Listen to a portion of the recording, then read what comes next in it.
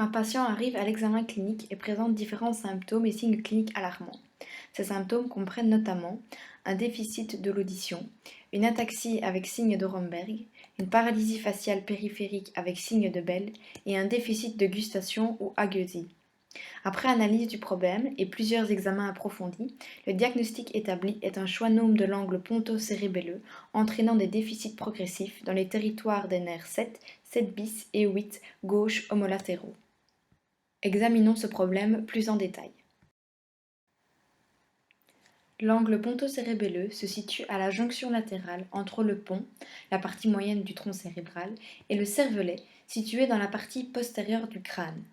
Les nerfs 7, 7 bis et 8 vont tous les trois émerger du tronc cérébral par le sillon bulbo-protubérantiel et se dirigeront ensuite vers cet angle. Si un obstructif venait à encombrer cet endroit, les trois nerfs seront donc atteints. Dans le cas de notre patient, l'élément obstructif de l'angle ponto-cérébelleux est un schwannome. Mais qu'en est-il? Un schwannome est un néoplasme nerveux développé aux dépens de la gaine de myéline. Celui-ci provient des cellules de Schwann, cellules impliquées dans la myélinisation des nerfs périphériques. Elles vont proliférer de façon anarchique pour constituer une masse tumorale dans l'angle de passage de nos trois nerfs.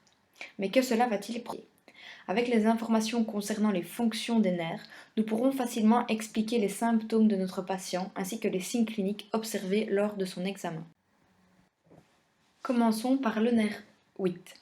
Ce nerf, appelé cochléo-vestibulaire, se divise en deux parties, la branche vestibulaire et la branche cochléaire. La branche cochléaire s'occupe d'acheminer les informations auditives vers le cortex auditif primaire.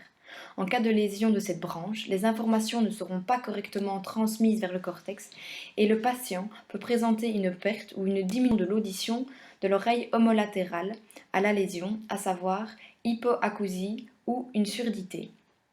Ensuite, la branche vestibulaire s'occupe de la transmission des informations en provenance du vestibule, organe de l'oreille interne s'occupant de l'équilibre. Le patient présentera donc, en cas d'atteinte du nerf vestibulaire, un trouble de l'équilibre, plus précisément appelé une ataxie. À l'examen clinique, ce trouble est mis en évidence via le signe de Romberg. Pour le tester, il est demandé au patient de fermer les yeux lorsqu'il est debout en position pieds joints. En faisant cela, on supprime la composante visuelle de l'équilibre et on ferme la base de sustentation du patient qui lui sert aussi à s'équilibrer. Ainsi, il ne reste plus qu'à tester l'intégrité du vestibule ou de la voie acheminant ces informations. Si le patient vacille, le signe est alors notable et on pourra affirmer que la composante vestibulaire est responsable du trouble de l'équilibre. C'est le cas de notre patient ici présent.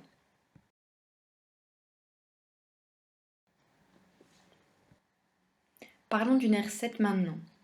Le nerf 7 se décompose en réalité en une partie motrice, le nerf 7 ou facial à proprement parler, et le nerf 7 bis ou nerf intermédiaire de Weisberg, véhiculant lui des informations végétatives et sensorielles. Ces deux nerfs empruntent le même trajet, ils seront donc tous les deux atteints dans une pathologie de l'angle ponto-cérébelleux. Le nerf 7 moteur s'occupe des muscles de la mimique. En cas de déficit du nerf lui-même, on parlera d'une paralysie faciale périphérique. Celle-ci impliquera l'ensemble de l'hémiface ipsilatéral. En effet, le nerf 7 véhicule l'ensemble des fibres innervant à la fois la face supérieure et inférieure.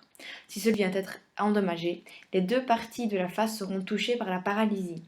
Ceci s'accompagnera du signe de Bell à l'examen clinique.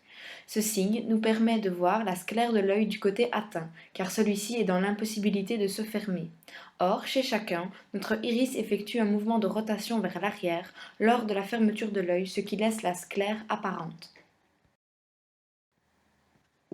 Le nerf 7 bis s'occupe lui de véhiculer des informations végétatives, comme les informations gustatives des deux tiers antérieurs de la langue.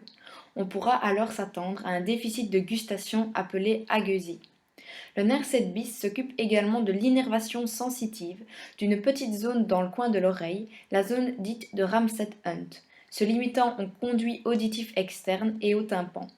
Une perte de sensibilité dans cette zone est donc à rechercher. Reprenons maintenant les différents éléments. Un schwannome présent dans l'angle ponto-cérébelleux va entraîner la compression des nerfs 7, 7 bis et 8, trois nerfs passant dans cette région anatomique après leur sortie du tronc cérébral. Ceci va entraîner plusieurs déficits en relation avec leur fonction. Un déficit du nerf 7 facial donnera une hémiplégie faciale supérieure et inférieure gauche avec signe de Bell. Les lésions du nerf 7 bis entraîneront une agueusie et une hypoesthésie dans la zone de Ramsay 1. Enfin, l'atteinte du nerf 8 cochléo-vestibulaire entraînera une ataxie avec signe de Ramberg et une hypoacousie ou une surdité à un stade plus avancé.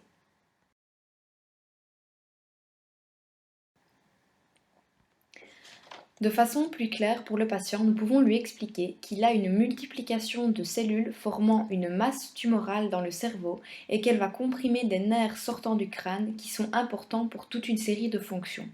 À cause de cette compression, les informations transmises par ces nerfs seront déficientes et ceci entraînera l'ensemble de ces symptômes. On pourra remarquer un déséquilibre lors de la fermeture des yeux, une perte de goût et d'audition, ainsi qu'un manque de sensibilité dans une petite zone de l'oreille. Il y aura aussi une perte de mouvement d'une moitié du visage, aussi bien en haut que en bas. Un traitement chirurgical pourra lui être proposé afin d'aller retirer cette masse et ainsi restaurer les fonds de ces trois nerfs.